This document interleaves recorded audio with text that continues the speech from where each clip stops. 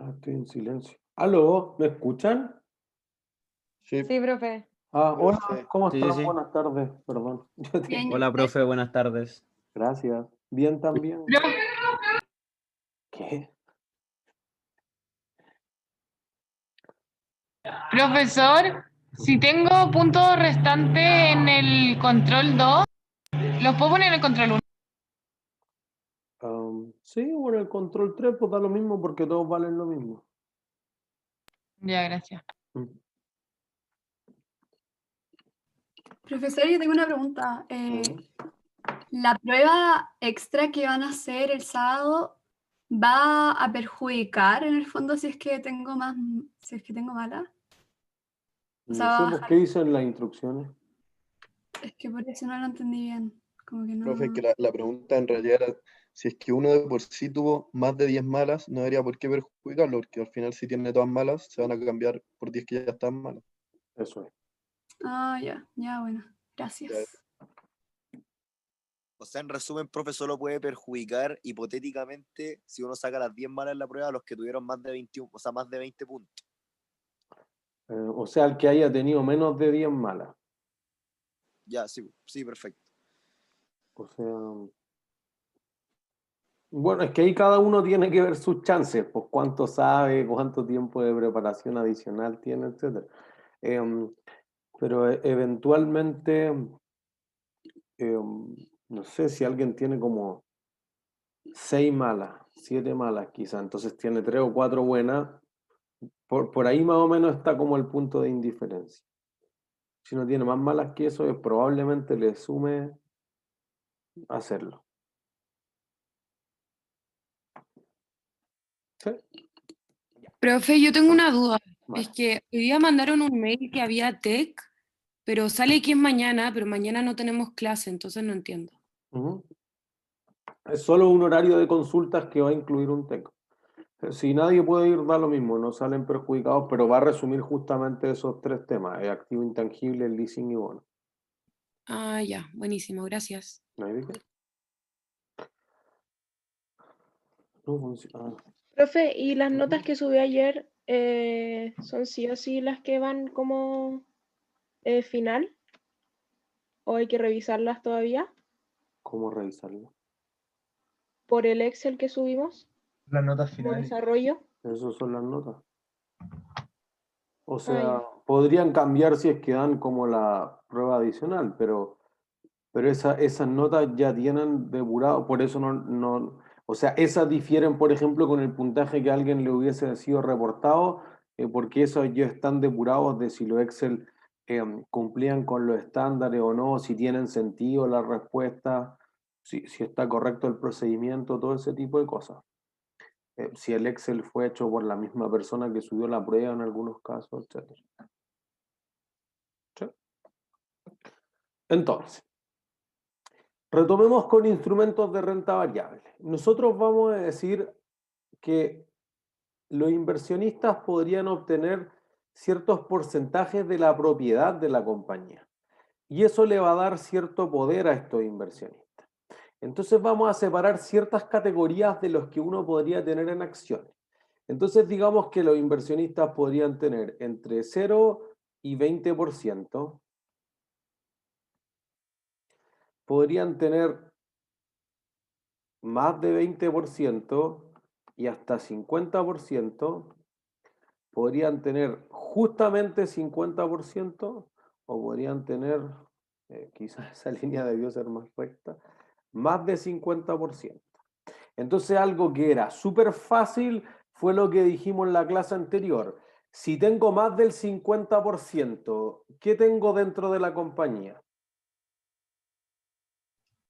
¿Inversiones filiales o subsidiarias? Bueno, más allá de lo que diga el capítulo, es cierto, pero ¿hay alguien que tenga más que yo? No. No, entonces eso sería tener el control. ¿Sí?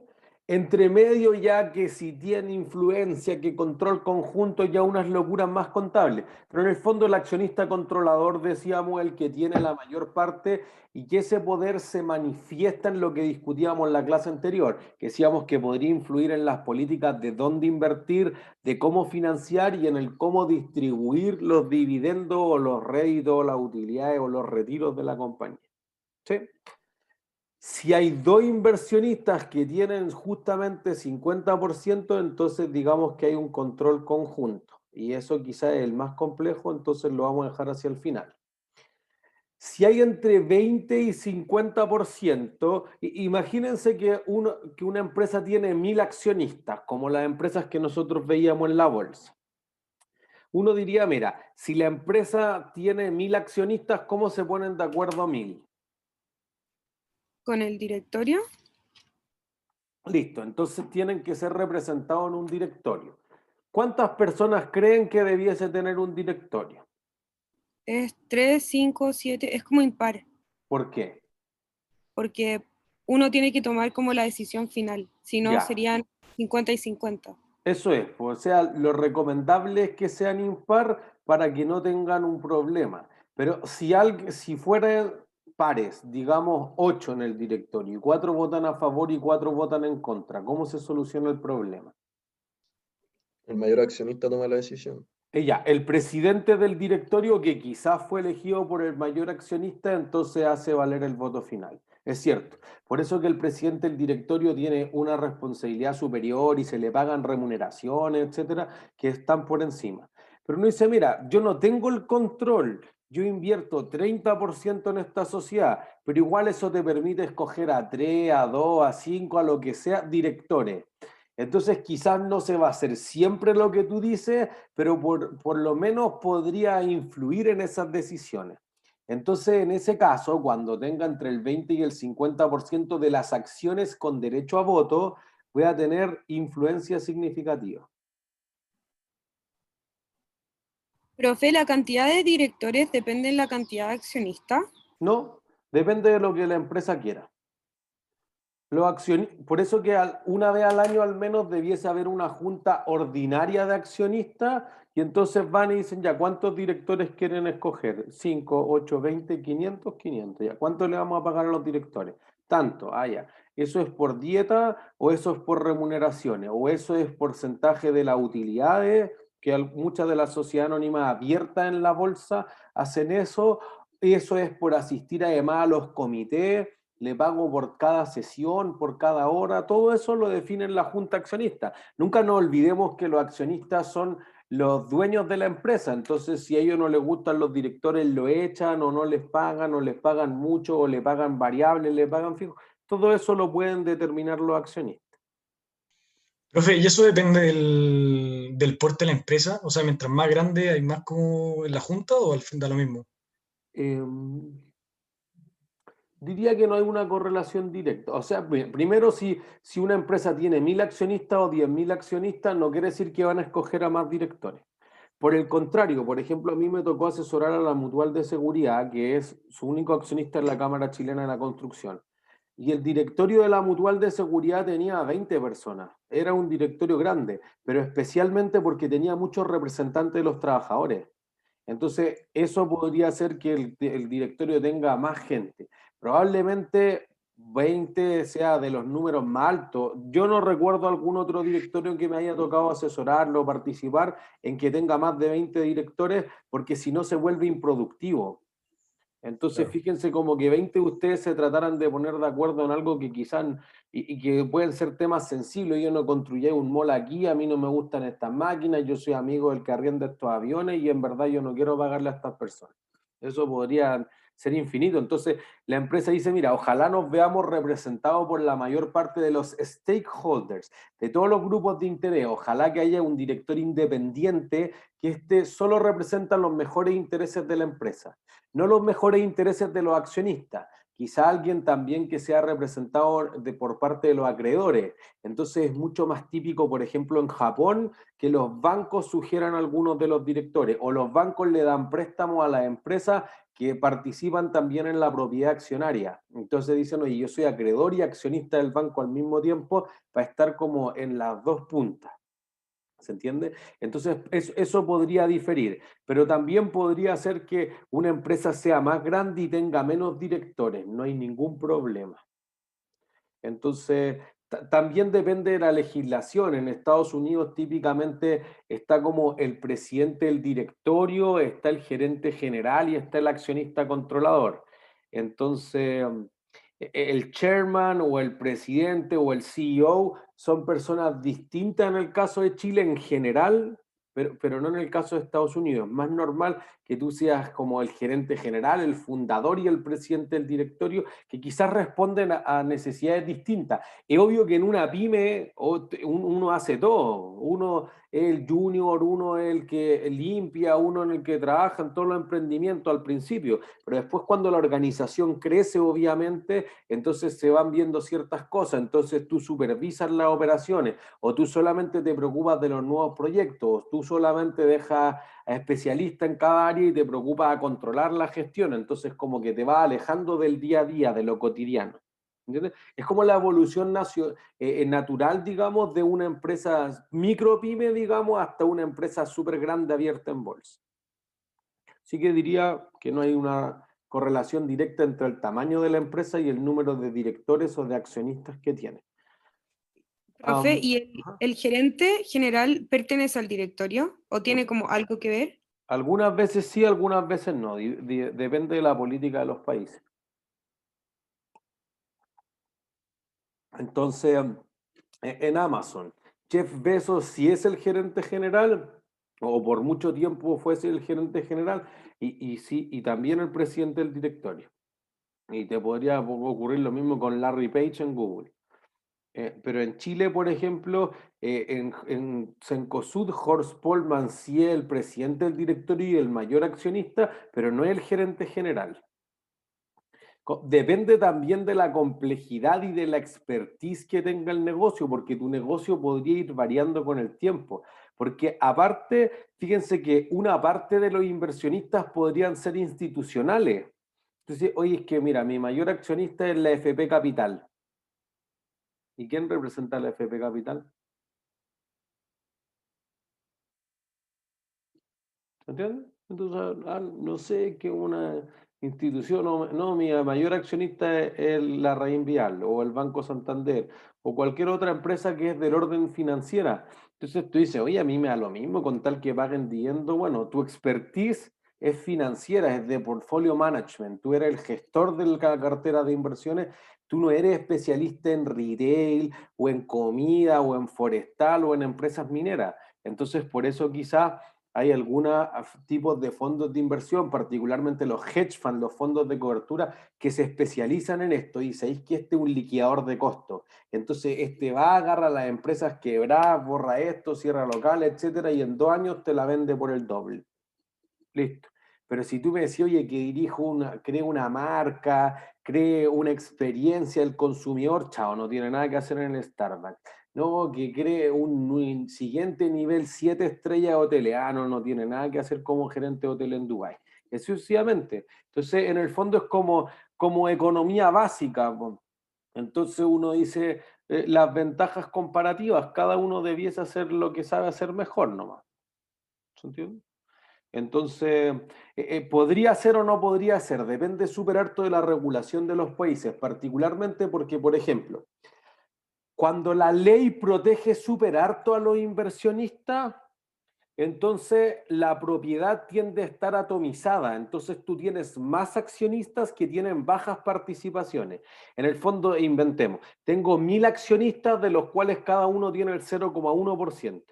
Pero cuando la ley no protege a ese inversionista que es súper pequeño, entonces los accionistas tienden a tener la propiedad más acumulada o más concentrada. Entonces digo, no, para que a mí me escuchen realmente y se hagan valer mis derechos, tengo que tener el 60% de la propiedad. Entonces, en los países que la regulación es más dura, porque usan información privilegiada que es ilegal, porque en realidad los accionistas controladores abusan de los pequeños accionistas, porque le pagan dividendo a uno o no, porque hacen proyectos que tienen que ver con empresas relacionadas en las que no participan, todo esto. Millones de cosas que distorsionan la buena voluntad de los mercados financieros, tiende a concentrarse en la propiedad. Si tú eres Estados Unidos, típicamente tú dices, mira, ¿quién es el dueño de Microsoft? Bill Gates. Bill Gates. Pero Bill Gates durante los últimos 20 años nunca tuvo más del 10% de la empresa. Pero eso no quita que nosotros lo veamos como el dueño y fundador, o uno de los fundadores de Microsoft. Entonces eso genera una diferencia, porque ahí uno dice, oye, pero igual está el control, se ejerce y él se hace responsable por todos los accionistas como si fuera su propia pata, algo que en profe. finanzas se conoce como suitability. Tú tienes una responsabilidad fiduciaria, da lo mismo que yo no sea el dueño de eso, lo defiendo como si fuese mío. ¿Sí? ¿Alguien iba a Profe. preguntar algo? Sí, que en el texto, si mal no recuerdo, o sea, no me vi esa parte de Bill Gates, que no tenía gran parte de las acciones, y se mencionó como que eso era negativo o que le afectó en algo, no me quedó muy claro de qué manera le... No, por el contrario, no le afectó en nada. Si lo escribí Ah, así, está mal escrito.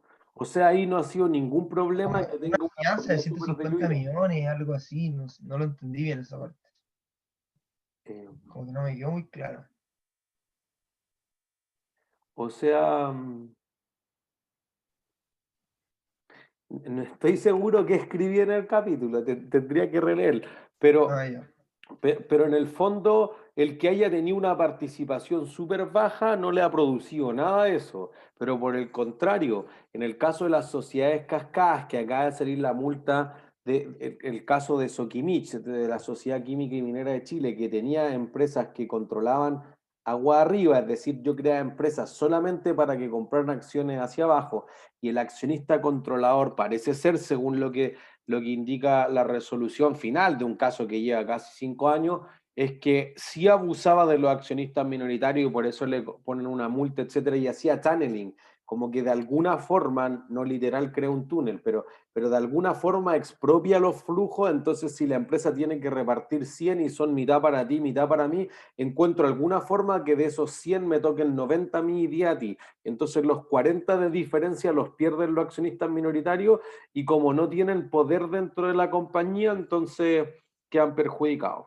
En el caso de Estados Unidos parece no haber ocurrido eso, ¿entiendes? Porque de nuevo tiene políticas más duras. Y ahí hay algunas diferencias en lo que ha ocurrido en Italia, por ejemplo, que quizá evolucionaron desde así como los 1800 que tenían las mafias, las familias controladoras, etcétera, a también lo que ocurrió un tiempo en Japón con los yakuza, después que los bancos tuvieron una parte importante en los últimos 30, 35 años, de la burbuja inmobiliaria de los 80 en Japón, etcétera. Entonces hay distintas experiencias en el mundo. También depende de cómo se han desarrollado sus mercados de capitales, porque por ejemplo, después de la crisis.com de principios de los 2000, como que era muy light la norma en Estados Unidos, entonces cualquiera podía inventar cualquier empresa, lanzarla a la bolsa que subiera 300%, vender todo y que después se desplomara y todos perdieran plata.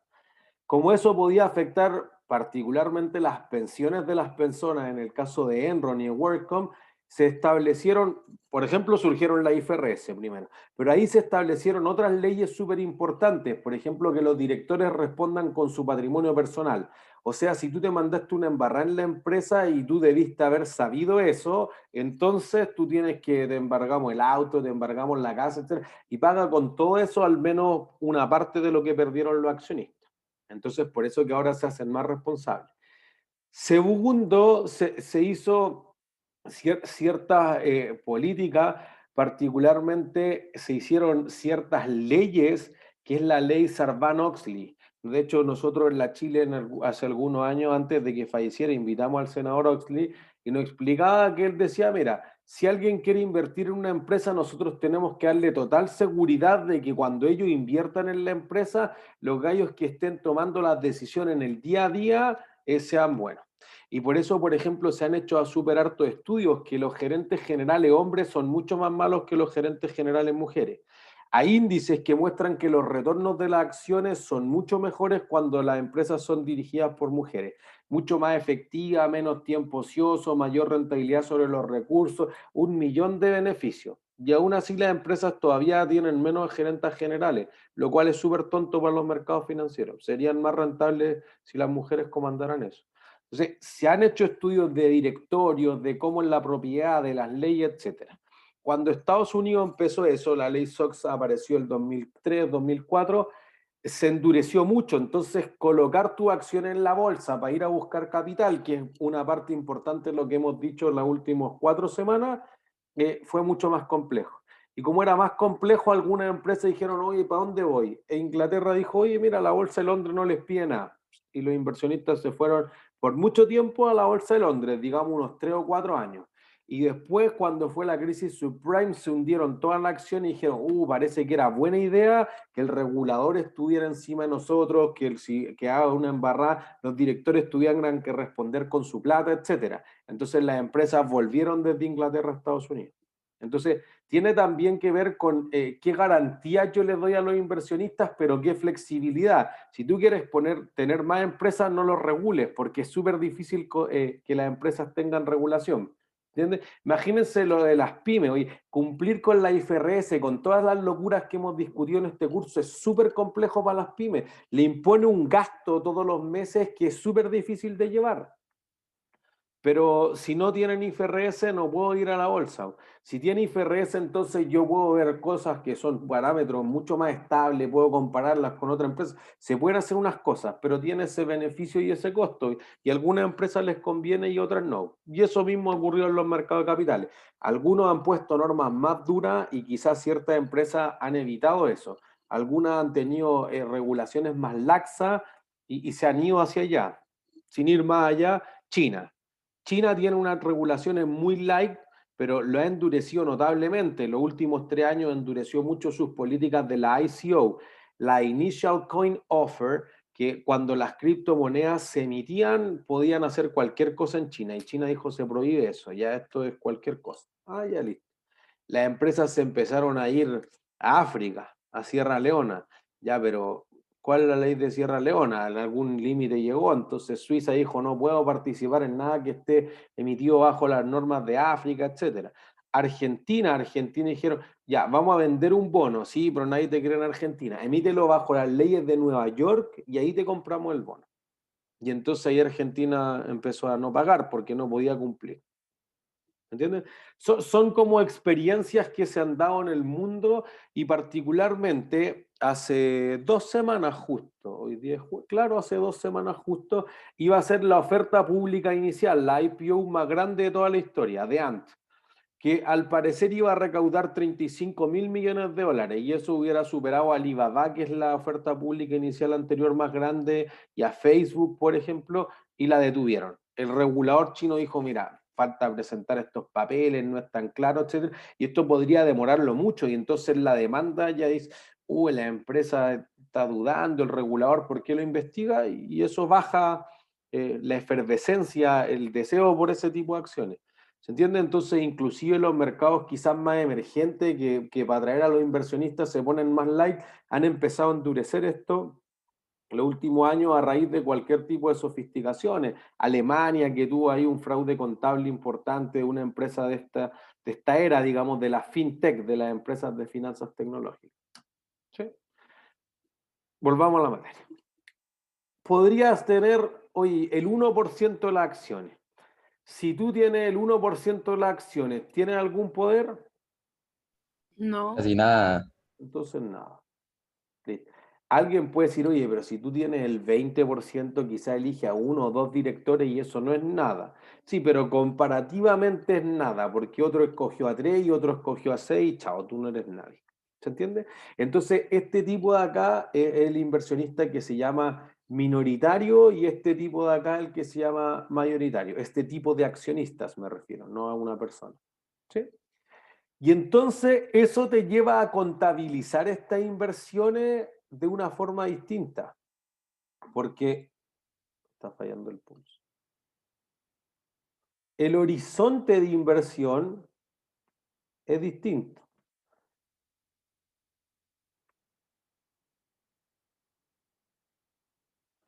si uno dice, mira, yo voy a comprar el 60% de las acciones de una empresa, ¿eso será una inversión de corto plazo o de largo plazo? 60 de largo plazo. De largo plazo. ¿Todos de acuerdo? Porque en el fondo tú dices, oye, si yo salgo a comprar 60% de las acciones del club de golf que decíamos en la clase anterior, me va a tomar 10 meses. Y después cuando yo los compre va a ser súper difícil encontrar a alguien de vuelta.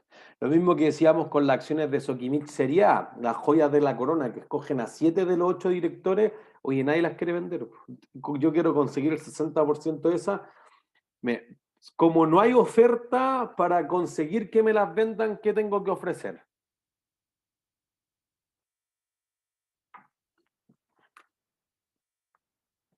Como nadie las quiere vender. Imagínense que ustedes tienen una acción de Sokimich Serie A. Y ustedes saben que vale ahora, no sé, 23.000 veíamos en la clase anterior, 22.000 y fracción. Ya, 23.000. Para que ustedes me la quisieran vender, ¿qué debiera ofrecer yo? Más plata. Más plata, po. ¿Se entiende? Es lógica, más allá de la contabilidad es lógica. Entonces, ¿cuánto más? Un doble quizás. Ya, o sea, puede llegar, por ejemplo, en China más o menos el promedio del doble, al menos el último estudio que era como 2016. En el caso de París, por ejemplo, cuando Cencosud compró Almacenes París ahí por el 2005, 2004, la acción de París el año anterior había valido en promedio 500 pesos y Cencosud terminó comprándola por 960 pesos, casi el doble. Entonces eso es lo que se conoce como el premio por control. Las empresas que van a tomar el control tienden a pagar este premio. ¿Para qué? Para que alguien te quiera vender, pues si no nadie te quiere vender. Si esto es economía, es básico, si tú me pagas lo que vale, fíjense que de ahí proviene el concepto del fair value. Te dicen, el valor es 100 y yo te pago 100, ¿cuánto ganan ustedes? Nada. No, porque es el valor justo. ¿Entiendes? Y entonces, ¿para qué me la van a vender si te estoy pagando el valor justo? Lo que pasa es que lo que es justo para ti quizás no es exactamente justo para mí, porque tú podrías decir, ya, es que en tus manos vale 100, pero en mis manos vale 120 o 150 o 200. ¿Y por qué podría valer más para mí? Por lo que puedo hacer en la empresa, ¿o no? Como Eso las es. decisiones que puedo tomar. Puedo mejorar los flujos de caja, economías de escala, puedo aprovechar a 2 gerentes generales y solo uno, puedo llenar los aviones, los camiones, puedo mejorar la logística, etcétera. Puedo ocupar tu lista de clientes con lo mío, hacer business intelligence, data analytics es el futuro. Entonces yo voy a agarrar una serie de datos que tengo y le voy a hacer publicidad súper específica y reduzco estos gastos y aumento el margen de contribución. Millones de cosas. Entonces yo puedo hacerlo mejor e inclusive podría aprovechar activos que tú no puedes aprovechar. El caso de Cencosud cuando fue a comprar Johnson. Johnson era una empresa que tenía persistentemente pérdidas. Entonces por muchos años su utilidad antes de impuestos era negativa. Si tu utilidad antes de impuestos es negativa, ¿cómo son los impuestos? Por un punto premio. No hay, Más no hay pequeño, impuesto. más bajo. No hay impuesto, no pagáis impuestos. Es cierto, no pago, pero de vengado. Se devengan, pero no se devuelven. ¿Se devenga qué cosa? El pago del impuesto. Pero ojo, es que el concepto de devengado no es el pago. Se van acumulando, ¿no? Se van acumulando No, pero qué cosa. Los impuestos. Un activo, Se reconocen, un pasivo, pero no un se ingreso, devuelven. un gasto. Se reconocen, Un pero no se gasto, devuelven ¿no? al final. Miren, lo voy a poner aquí al ladito. Digamos que una empresa normal, voy a ponerle 1 y 2. Ya, esta gana 100 antes de impuestos y esta pierde 100. Entonces, digamos que hay un efecto de los impuestos. Digamos del 25%. Si yo gano 100, ¿qué tengo que registrar acá? 25, o sea, 125 no, 25 de impuestos. ¿De gasto o de ingreso? De gasto. Entonces, si pierdo 100, ¿qué pongo aquí? Ingresos por 25. Ingreso por 25. Listo. Ya, perfecto. Eso lo tiene un paso muy avanzado. Ni los de Finanzas 2 son capaces de contestar eso. Porque uno dice menos por menos más, pues obvio. Lo que pasa es que en términos del flujo de caja es distinto, porque uno dice ya, aquí me gané 75, entonces listo, tengo que pagar esos 25 y eso se pagará en abril del próximo año, curso anterior. Lo que pasa es que aquí cuando el fisco, digamos, te subsidia esos 25, ¿cuándo te los paga?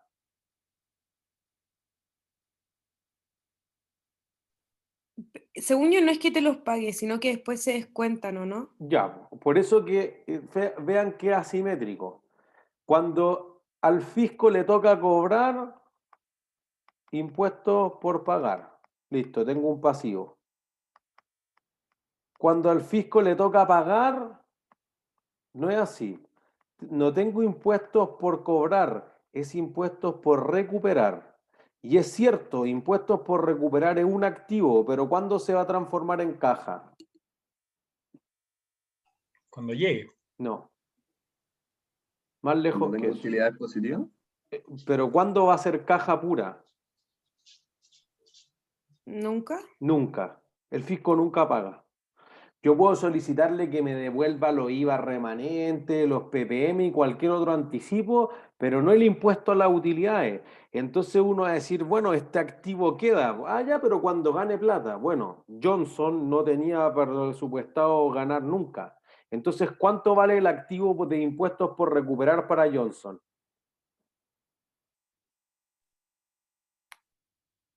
Si nunca va a ganar plata, ¿cómo va a recuperar eso? Cero.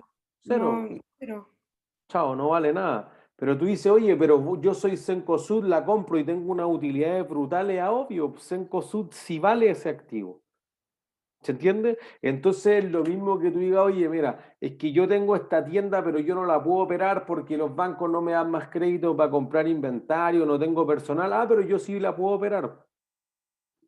¿Se entiende? Entonces hay algunos activos que podrían valer algo o más para algunos tipos de inversionistas que para otros.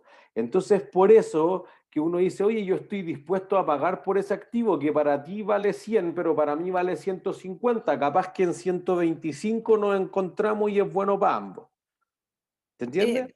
Profe, pero entonces, si yo tengo como una pérdida por 100 y tengo estos 25 de impuestos por recuperar, y el año siguiente tengo utilidad de 100 y tengo que pagar 25 impuestos, uso ese impuesto por recuperar y no Eso, pago nada. Esos tal 2 años cual. no pago nada. Eso es.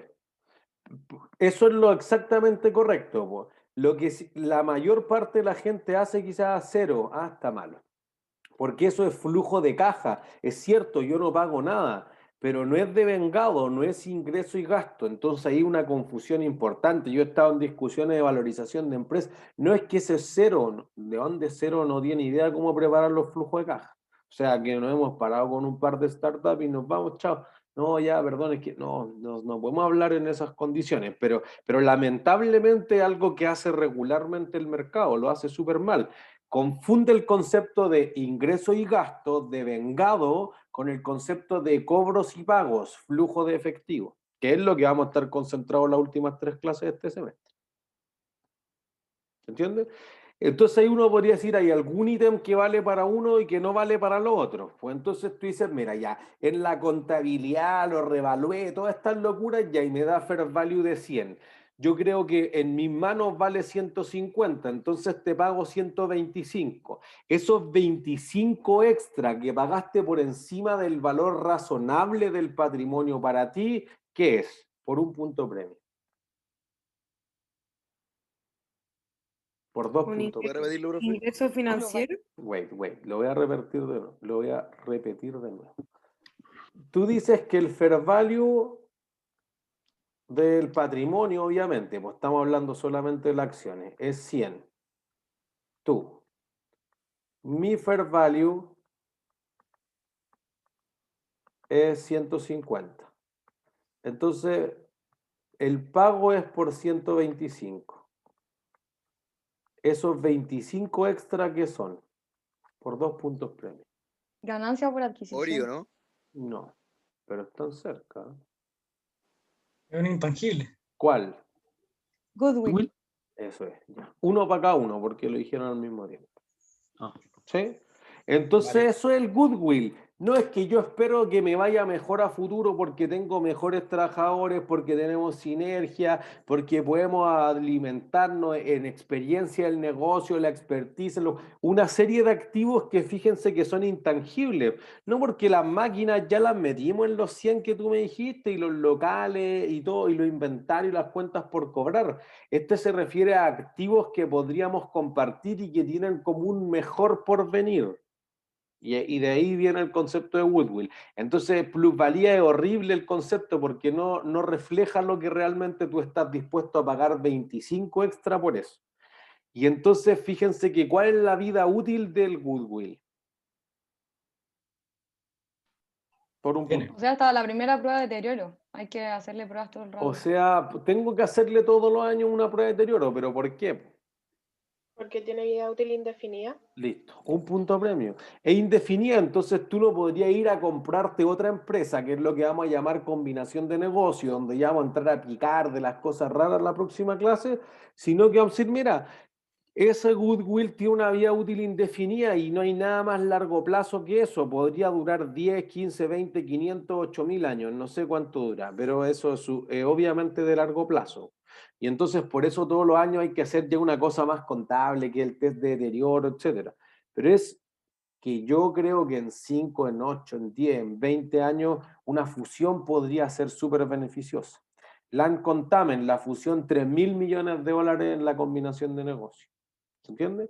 Entonces, eso hace una diferencia significativa si tú estás tomando el control de la empresa, tú estás tomando el control porque queremos expandirla internacionalmente, etcétera, no para dejarla tal como está, porque quiero aprovecharlo, cambiar el color del logo, o construir más pisos, no sé, millones de cosas que tú quieres hacer con la empresa.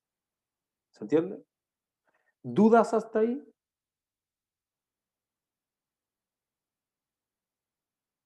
¿No? ¿Seguro? Ya.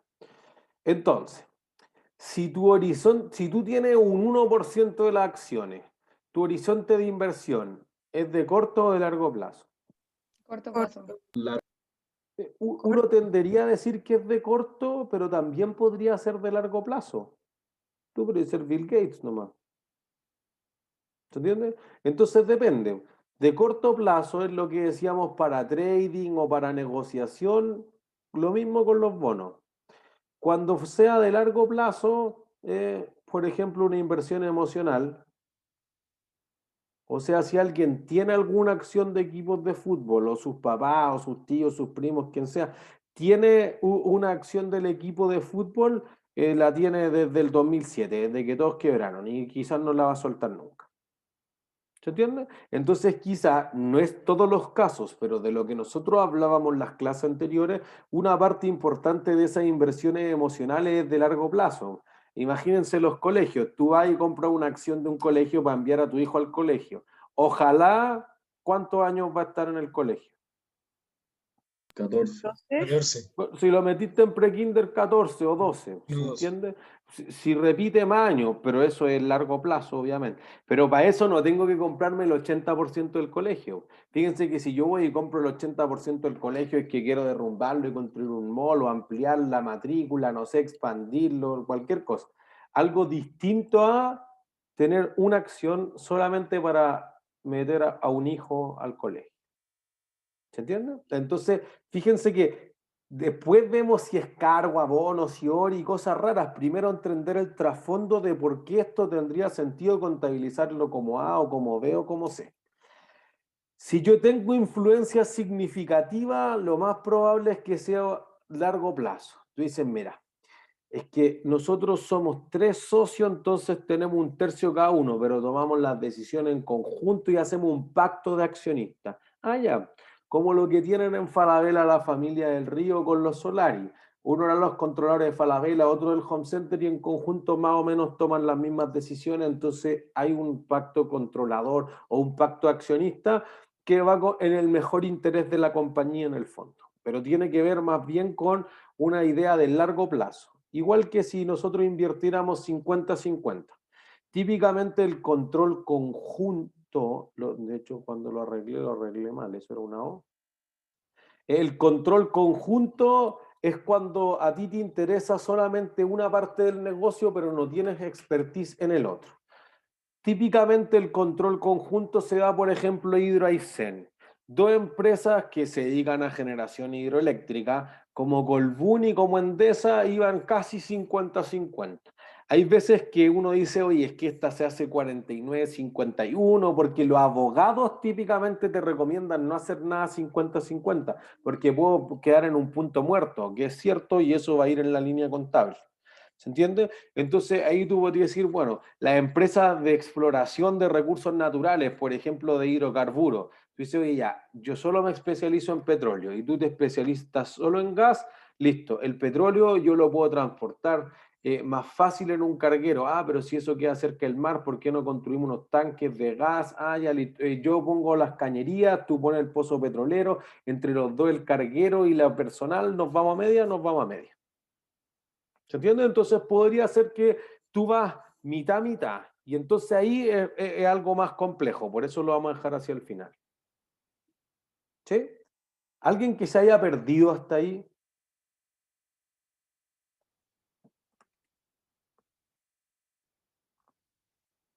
¿No? ¿Todos claros? Ya, entonces aquí sí viene lo que le da el nombre a este curso. La contabilización de este tipo de activos. Entonces, fíjense, algo que debiese ser más o menos fácil es las acciones en las que no tengo influencia significativa. Tú podrías decir, mira, si es de corto plazo, le voy a poner los dos casos mejor así. Si es de corto plazo, entonces debería medirlo a qué valor, al costo amortizado o al valor razonable. Costo amortizado. Ya, pero ¿cuánto amortiza una acción? Yo diría que el valor razonable. Porque se ajusta todo el rato, ¿o no? No, pero no sabemos, porque miren, si ustedes tienen un pequeño emprendimiento y ustedes hicieron una sociedad por acciones, por ejemplo, que es súper típico, una limitada, ya hay algunas acciones, pero ¿cuánto valen esas? No tengo idea, pues si no se están transando en una bolsa. Obviamente nosotros ocupamos los ejemplos de la bolsa porque podemos ver los datos, porque son más sexy, porque tienen estados financieros auditados, pero eventualmente los emprendimientos no saben cuánto valen sus acciones y tienen que sobrevivir así nomás. Entonces, podría ser distinto, pero fíjense que un bono tenía toda la lógica ocupar el modelo del costo amortizado, para los que vayan a dar la prueba adicional pasado mañana, cuando tú lo aguantabas hasta el vencimiento porque hay un calendario de pago. Esa es tu tabla de desarrollo. Si tú dices, no, pero es que en un año más me devuelve el 10%, en 2 años más me devuelve el 25%, el 35% y cualquier otra combinación, que después lo van a ver en el caso de Unimark. Pero eventualmente tú dices, oye, la acción ¿me prometió pagar algo? No. No, esa es la diferencia. La acción, ojalá si algo queda de los activos, el derecho residual, acuérdense de la definición de patrimonio, entonces ahí va a haber algo. Pero si no, chao pescado. Entonces tú dices, ¿cuál es la vida, el vencimiento, el plazo de una acción? No tiene. No tiene, porque imagínense, y esto está basado, aquí hay que siempre volver al marco conceptual, a lo más básico del curso. Si uno tiene clara esa idea, puede deducir cualquier otra locura contable que se nos haya ocurrido. Uno puede decir lo siguiente, mira, la empresa cuando prepara su estado financiero ocupa dos principios o dos hipótesis fundamentales. Una es que la contabilidad registra solamente las cosas que pasaron, el devengado. La otra es la hipótesis de la empresa en marcha. Si tú haces un negocio, ¿cuándo esperes que quiebre? Nunca. Y aquí pasa lo mismo. Entonces tú dices, oye, si yo voy a valorizar la acción en una perpetuidad de los dividendos. Ah, ya. ¿Y cuánto van a ser los dividendos? No tengo idea. No hay nada que amortizar porque yo no te debo nada. Fue una apuesta riesgosa de renta variable que la rentabilidad podría subir del 6 al 9 de noviembre 25% o solo 2% y haber perdido el 90% comparado con el precio del año pasado, cualquiera de las cosas que vimos en la clase anterior. ¿Se entiende? Entonces, más allá de si el costo amortizado, el fair value, esa locura, no hay nada que devolver, no puedo amortizar nada, no hay una tabla de desarrollo para las acciones. Entonces, lo que tú dices es cierto, lo único que tiene sentido es el fair value. Entonces vamos a decir, bueno, si fuese de largo plazo, también tengo que ver el fair value, el valor razonable, como le sea más cómodo llamarlo. Lo que pasa es que si tú crees que es de corto plazo, entonces podrías venderla todos los días. Las variaciones en el fair value debiesen ir a ganancias o a pérdida. Entonces, digamos, a través de resultados. En cambio, si tú dices, oye, esta inversión es de largo plazo, entonces es cierto, el fair value subió, pero yo voy a ganar plata con eso. O sea, No, cuando porque la no la estoy vendas, sí. vendiendo. No la estoy vendiendo. Tu intención no es venderla, es que tu hijo salga del colegio o que el equipo no quiebre. Entonces, en ese caso, no debería pasar a través de resultados. Ahí sí es lo que decían antes, debería pasar a través de cosas raras. Otros resultados integrales. Reservas, como quieran llamarlo. ¿Se entiende? Y eso, fíjense que es lo mismo que hablábamos hace no sé cuántos meses en propiedades, planta y equipo. ¿Sí? ¿Alguien se perdió hasta ahí? ¿No? Entonces, fíjense. Tú compraste una acción por 100, sube hasta 150. Si tú declaraste formalmente que la tenías para negociación, por ejemplo, porque te sobró plata, te ganaste un bono, esperas que repunten las bolsas, pero en Navidad, antes de ir a comprar regalos, voy a venderlas todas, chao, gané plata. Así que si subió de 100 hasta 120, suben la inversión financiera, el activo financiero, las acciones, como quieran llamarlo, ganancia por ajuste a valor razonable. Igual que un bono me dio al fair value, igual que una propiedad de inversión me dio al fair value, igual que un activo biológico me dio al fair value. Ni una diferencia. Si tú dices, no, mira, yo espero que esta inversión en 5 años más, en 10 años más, en 20 años más la vaya a vender, pero sí quiero ir viendo cuánto vale, entonces ya no vale 100, vale 120, aumenta la acción, la inversión permanente por 20, lo que sea que la llamaste, y en reservas, no directamente en las utilidades va a ocurrir eso. Y esto se debe a algo fundamental que decíamos cuando vimos propiedades, planta y equipo. Cristian. No le tengo una pregunta, porque si es que yo, claro, si yo compro la acción a 100 y la vendo a 120, me deshago la acción al final, ¿no? Sí. ¿Y por qué eso no va directamente a ingresos? Si es que al final yo ya no tengo poder sobre la acción y la vendí, gané 20. No, pero cuando la vendes sí o sí va. Lo que pasa es que aquí tú la revalúas y no la has vendido, no hay un flujo de efectivo todavía. Ah, ya, entonces, claro, el ORI es cuando yo lo revalúo, pero no la he vendido todavía. Si yo la vendo, va a ingreso. O sea, si la vendo, da lo mismo si fue contra ORI o contra el resultado, sí o sí, debo contabilizar la ganancia. Ya, perfecto. ¿Entiendes? Lo que pasa es que aquí tú la vas a llevar directo a resultados porque, si subió en 20 y aumenta tu utilidad en 20, ¿quién va a esperar que le paguen más?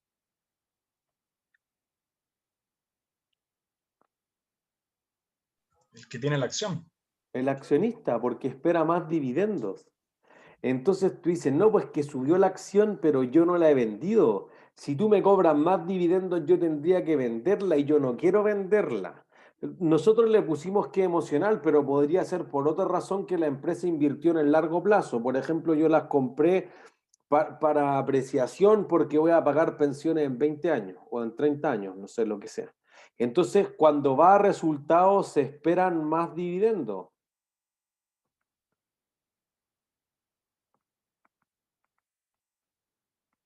Y entonces eso requiere de efectivo.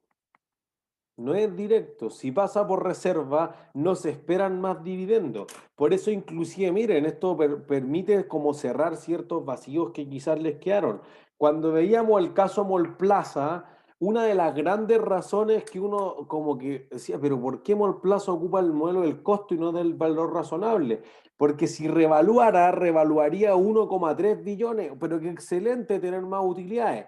Obviamente algunos dijeron, no, es que hay un efecto tributario, no, nada que ver, porque los impuestos se calculan bajo contabilidad tributaria, que después cuando tomen el electivo de Nelson Carrasco les va a explicar en detalle y ahí, buenísimo, pero eso es otro mundo. En términos financieros esa cuestión ganar más plata, listo, pues, pero si yo gano más plata debería pagar dividendos. Y como esa revaluación se hizo o está acumulada por muchos años, no tendría cómo pagar dividendos sobre esa revaluación si fuese directamente resultado. Entonces eso la mete en un problema a la compañía. ¿Se entiende? Por eso nosotros decíamos, si una PPE la revalúo, si un activo intangible, que eso podría aparecer en la prueba del sábado, si un activo intangible lo revalúo la primera vez, va Ori, porque oye, tengo esta patente, tengo este pase del jugador de fútbol, pero yo no lo espero vender hasta que esté a punto de caducar el pase y ahí recupero mi inversión. Entonces, de momento yo no puedo pagar dividendos por esas ganancias. Bueno, entonces va contra resultados, perdón, contra otros resultados integrales, contra la reserva. ¿Se entiende? Entonces, eso hace una diferencia significativa. Si fuera de largo plazo, en el caso de influencia significativa, ya es distinto. Porque aquí lo que uno va a decir es el método de la participación.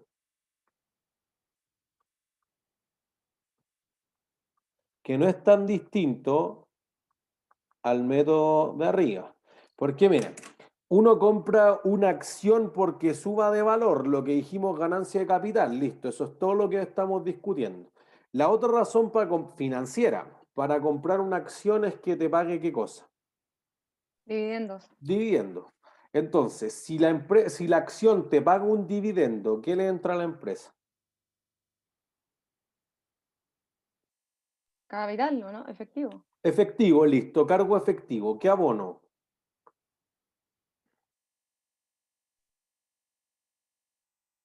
Es que no sé cómo se dice, pero es un ingreso por una acción. Es como Por una ganancia. dividendo, listo. ¿Por dividendo?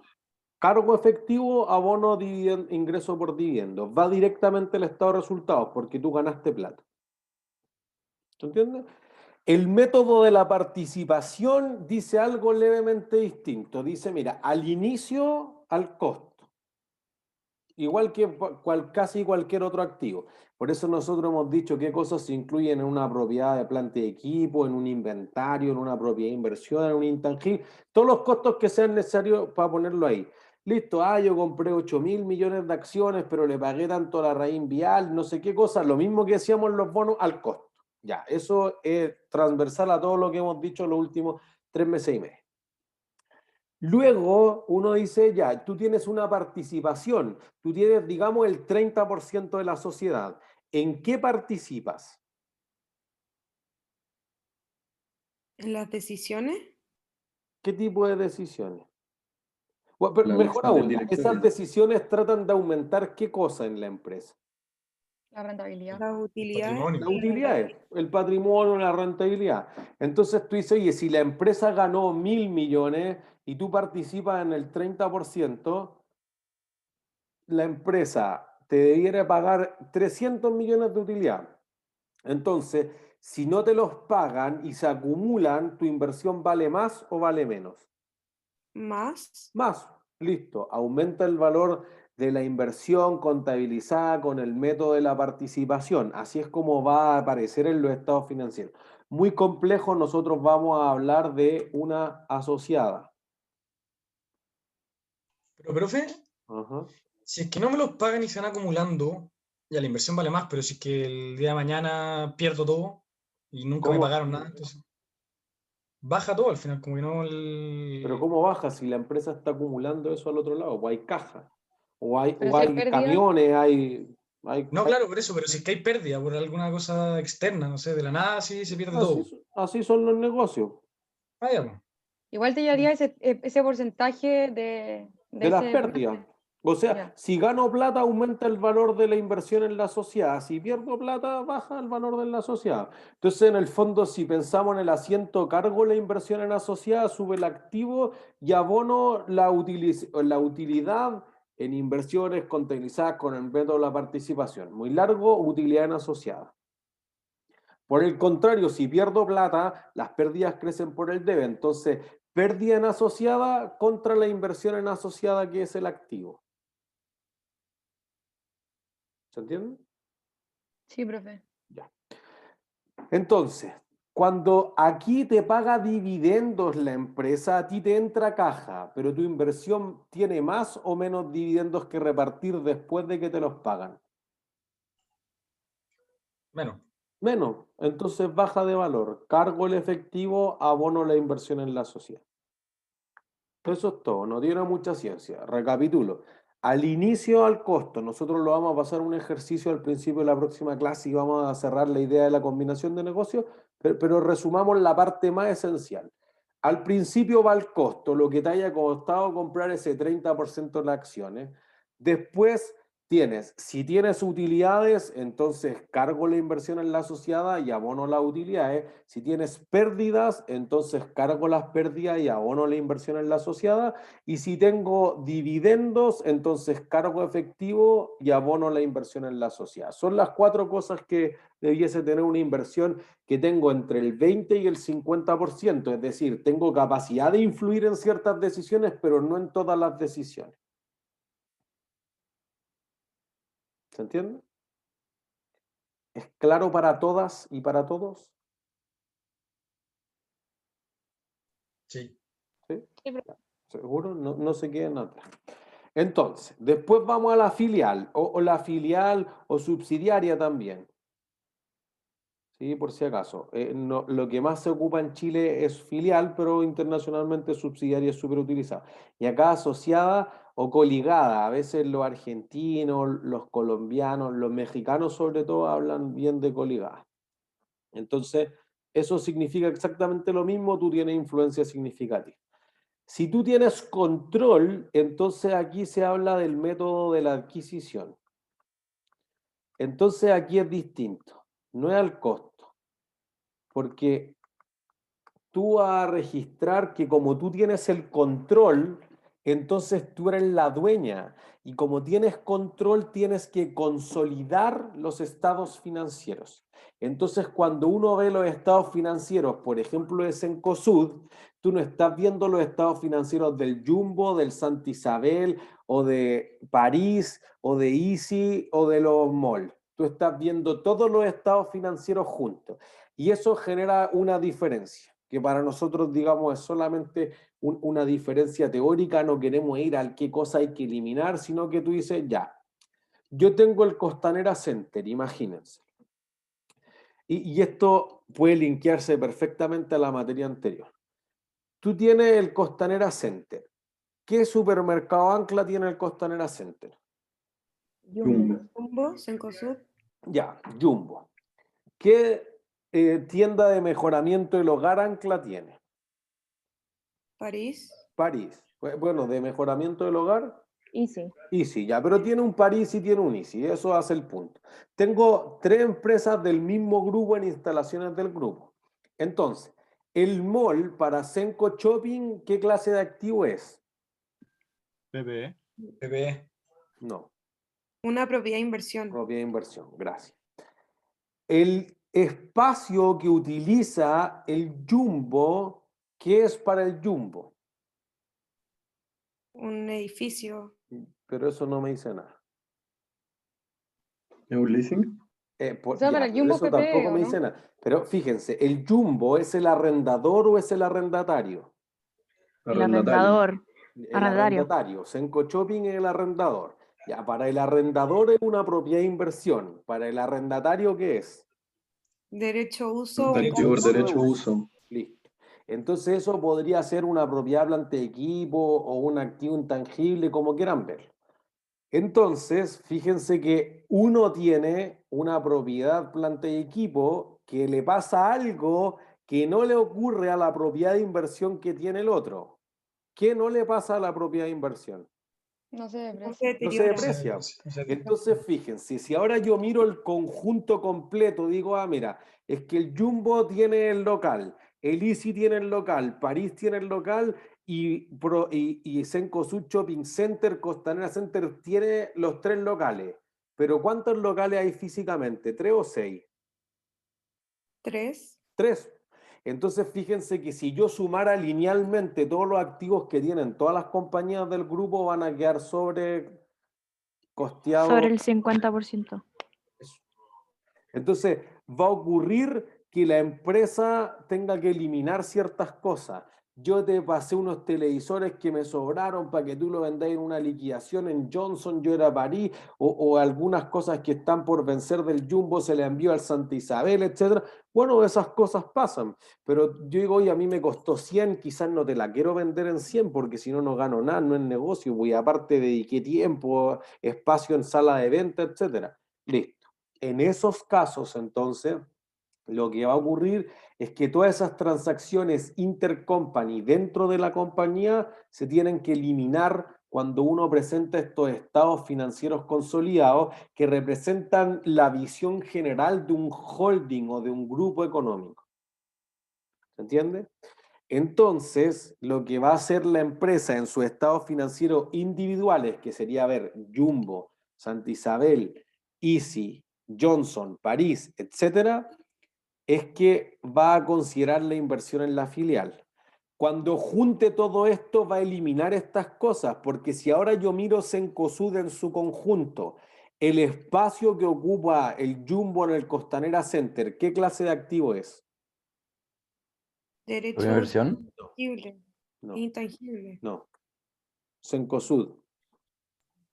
Propiedad, planta y equipo. Porque está para fines productivos y administrativos. Y es de largo plazo y se deprecia, es la definición de una PP. ¿Se entiende? No, es que la muestra como propiedad de inversión, como activo de derecho a uso, sí, porque las empresas particulares que tienen sus propios gerentes tienen otros recursos distintos, pero si yo lo veo todo en su conjunto es una PP. Por eso que fíjense que no es lo mismo ir viendo, tú podrías ir, oye, el Jumbo de Bilbao, el Jumbo del Alto Las Condes, el Jumbo de Peñalolén, el Jumbo del Costanera. Podría ir los estados financieros más pequeños todavía. Inclusive dentro de esos estados financieros ya no es una empresa separada, pero tengo áreas de control de gestión. Entonces, oye, esto es el área de electrodoméstico, este es el área de lácteo, esto es el área de carne, este es el área de trago y bebida, etcétera, este es de regalos, de juguetes, de implemento de limpieza, y cada gerente se hace responsable de distintas cosas. ¿Se entiende? Entonces, eso hace una diferencia significativa al momento de contabilizarlo. Entonces, ahí uno dice, mira, el método de la adquisición dice ya, tú eres LAN y fuiste a tomar el control de TAM. Bueno, agarra todos los activos de LAN y revalúalo al fair value. Contrata un tasador, obviamente, hay una valorización de la empresa y te doy un periodo de 1 año. Agarra todos los pasivos que tenga TAM, inclusive los que no tenga contabilizado hoy en día, pero que van a aparecer producto de esta combinación de negocios. Yo junto uno con otro. Y una combinación de negocios es que yo me fusione con otra empresa o que yo adquiera otra empresa y eche al resto de los accionistas y valorízalo. Y la diferencia entre el fair value y de los activos y de los pasivos te va a dar lo que se conoce como el activo neto, que en el fondo no es nada más que el patrimonio fair value. Eso te da 100 y listo, yo te ofrezco los 120 que decíamos y esos 20 en exceso que eran. Goodwill. Listo, eso es el método de la adquisición. Después de eso, todo es igual al método de la participación. Si yo digo, oye, es que tú eres LAN, este es TAM y nosotros presentamos los estados financieros consolidados, que es algo más complejo, solo queremos quedarnos con la idea de que existen. Bueno, LAN va a decir, mira, yo tengo una inversión en una filial que es TAM, listo, y esa vale 1000, ¿ya? Y si TAM ganó 100 y yo participo el 60% en eso, entonces ahora vale 1060. Y si perdió 200 y yo participo 60%, baja hasta 940. Lo mismo que en la asociada, y lo mismo si te paga dividendos. ¿Se entiende? Si sube, si baja, proporcional al porcentaje que yo participe. Para los estados financieros consolidados voy a mostrar el goodwill. Y esa quizás es la única diferencia. Porque mira, esto es súper importante y esto lo discutimos harto con varios profesores, les diría los últimos 3 años. ¿Cuál es el edificio más grande de Latinoamérica? Costanera. El Costanera Center, ya. ¿De quién es el Costanera Center? Cencosud. ¿Quién es el dueño de Cencosud? Walmart. Entonces, ¿de quién es el edificio más grande de Latinoamérica? ¿Ven? Nadie me dijo la FP que tiene el 2%. ¿Entiendes? Uno tiende a pensar solamente en el accionista controlador. Entonces, yo digo, oye, pero solamente el 55, el 58% de las acciones son de Horst Polman. Hay otro 42% que es 2% de la AFP Cuprum, 3% de Habitat, de los inversionistas pequeños. Nadie pensó en ello. Como nadie pensó en ello, entonces el goodwill única y exclusivamente se obtiene cuando hay control. Si no hay control, no es como que, no es que la mitad es mío y la mitad es tuyo, eso no pasa. Si no hay control, entonces no hay goodwill. Y estuvimos en una discusión importante, me acuerdo con Alvarito Nieto, decía, no, pero es que tú igual vas a pagar más porque, mira, el más grande, igual yo participo 30% en el más grande, es cierto, pero eso no lo va a declarar como un activo. Por eso que hay una norma especial para cuando ocurre una combinación de negocios que es la IFRS 3. Y ahí dice, solo cuando haya control reconoce la plusvalía. Que la empresa hagan otras cosas que tienen como un auxiliar, es raro, ya eso es más de la técnica contable y relevante para un ingeniero comercial. Entonces, si te aparece este goodwill, un activo intangible que no tiene vida útil definida, así que indefinida, que hay que hacerle el deterioro y que es puro aire. Por lo tanto, si la empresa se acerca a la quiebra, ¿cuánto vale el goodwill? Nada. Nada, listo. La Tamerlane, 31 de marzo, 2.200 millones de goodwill tirado a la basura. Que pensábamos fusionarnos, pero ahora como estamos quebrados, no da nada lo que planteamos el 2012 en la fusión de Lancontam. Lo mismo le pasa a Itaú Corbank. ¿Entiendes? Entonces desaparece. Control conjunto, y con esto terminamos. Control conjunto depende de dos cosas. Depende si es una operación conjunta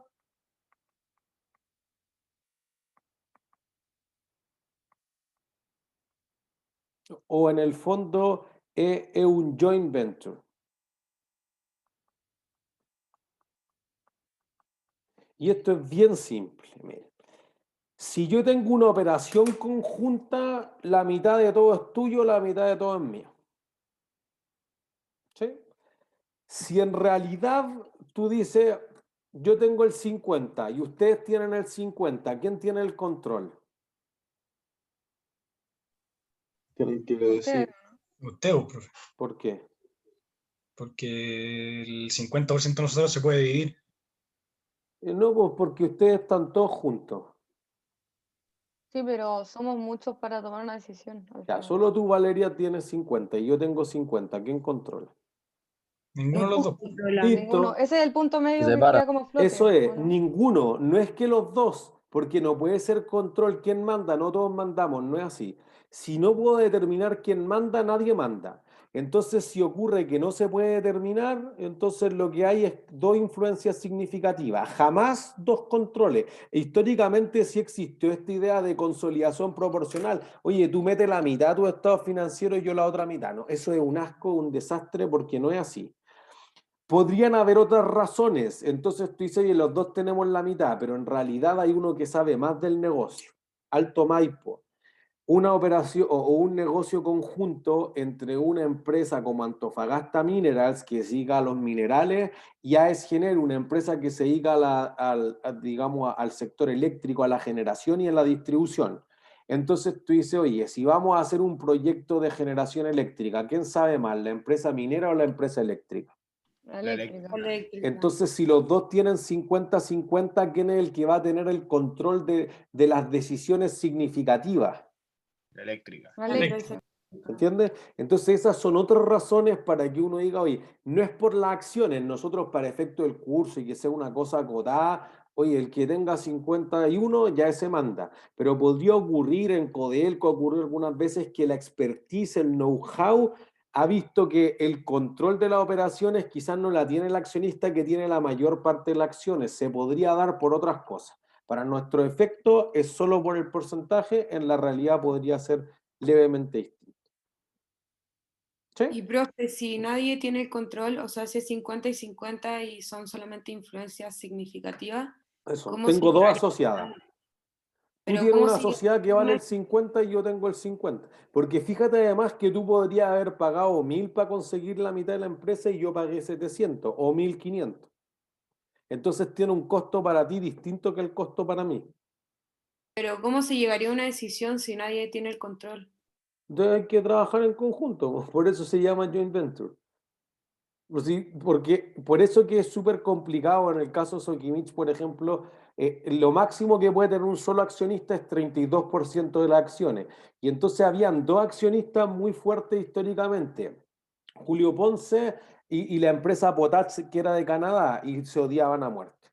Nunca podían llegar a ninguna decisión. Bueno, los directores tienen que trascender de esas peleas porque si no hubieran destruido a la empresa. Y fuera de cómo se comportaron las sociedades cascadas para controlar a eso y todo lo que se ha sancionado, Sokimich como empresa productiva es muy buena y es una acción que ha subido mucho en la bolsa, entonces ha producido una cantidad importante de rentabilidad para los inversionistas. ¿Entiendes? Entonces ahí hay que ponerse de acuerdo por el mejor beneficio, digamos. O sea, miren, todo este tipo de cosas es como un matrimonio. Tú dices al principio, no quiero que esto funcione mal. Entonces, cuando hacemos el negocio en conjunto, no es que estemos peleados a muerte. Si después todo resulta mal, igual hay que tenerse buena por los hijos. Ya, entonces quizás igual vamos a tomar decisiones de negocio, numéricas, cosas importantes. Es que si tú estás en la oficina o yo no estoy en la oficina, eso es distinto a que tú digas, oye, hay que invertir en el yacimiento de litio porque el litio es el futuro. ¿Te entiendes? Entonces tendrían que trabajar en conjunto y tomar las mejores decisiones. ¿Sí? ¿Dudas? ¿No? ¿Todos claros? Ha sido todo por hoy entonces. Que estén súper bien. Profe, ¿Profe, una pregunta? ¿me puedo quedar con un segundito después porque quería hacer una pregunta? Ajá.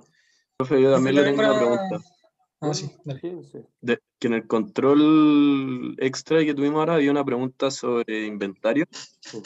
Que decía que, no sé, en una empresa de inmuebles, los clavos y las maderas eran inventario. Y no sé, quería saber por qué. ¿Son materias primas o es para construir o no? Los Pero si se dedica a inventarios la son... venta de los... Por eso, los inventarios son materias primas, productos en proceso, productos terminados y además los consumibles, los repuestos de las máquinas que yo vaya a utilizar en el año. No es solamente lo que vendo, es más que eso. Ya, gracias. ¿No hay de qué? Profe, en la planilla, en las notas, a una compañera le sale pendiente y no puedo entrar hoy día. ¿Eso es por algo en específico? O... ¿Sí? Por algo específico. Ya. Eso, no, es que me preguntó si es que podía preguntarle porque O no puedo sea, entrar si hoy día. queréis, dile que ella me escriba y ahí yo le explico. Sí, le que no mandó es un una mail ayer y situación. me dijo. Entonces quizás ya le contesté o está dentro de los que tengo que contestar, pero como que no es una situación tan simple de explicar. Ya, bueno, sí, lo voy a con ella entonces. Muchas gracias. Profe, otra pregunta. En la prueba de recuperativa del SAO, ¿cuántos puntos me puede subir? ¿Se reemplazan, si tengo todas buenas, se me reemplazan las 10 peores? ¿Cómo es? Eso dice la instrucción. Ah, eso es, ya. Bueno, gracias. ¿De qué? Matías, tú ibas a preguntar algo, ¿no? Sí, profe, es que igual quedan hartos participantes, por eso quería hablar solo con usted, pero me da lo mismo. ¿Lo he hecho? No lo sé. Lo he hecho. Con todo nomás. Quiero preguntar algo. Pero dale tú primero entonces. Profe, yo tenía una duda que la prueba del sábado, como no caché muy bien las instrucciones, cómo iba a servir. Al final perjudicada, te podía subir nomás o qué, cómo funcionaba más o menos, cuál era la... O sea, es que si tienen más de 10 preguntas malas, pueden quedar igual nomás, ¿no? No,